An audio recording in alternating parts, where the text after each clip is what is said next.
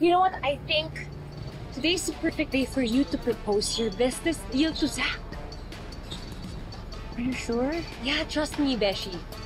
Come on, I'm rooting for you. Hey, man, hold on. Emma! Ay! Ano? Ay, magpakitawag yung boss mo. Ano pong sabihin ko? Huwag ka na magtanong, tawagin mo na lang. Dali. Sige. You can do it, Beshi. Kaya mo yan. I trust you. Go, Beshi. Wait, Besh! Coach, pinapatawag daw po kayong Ma'am A. Pwede siya lumapit dito.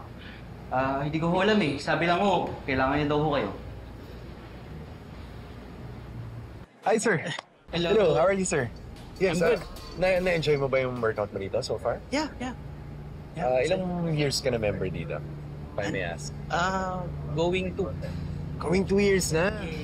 Actually, napansin ko na first time mo dito. Sobrang laki na ng improvement mo eh. Tapos lumakas na rin yung cardio mo. Oo. Everyday ka nagka-cardio. Yes, thank you. Instead na, bumili ako ng bahas, ng lupa. Uy, tikman! Sobra naman kayo!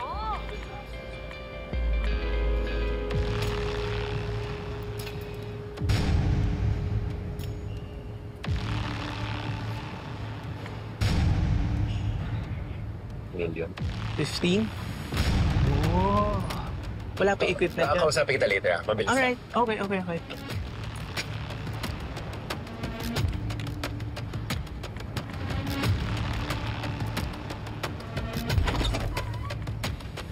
Richard!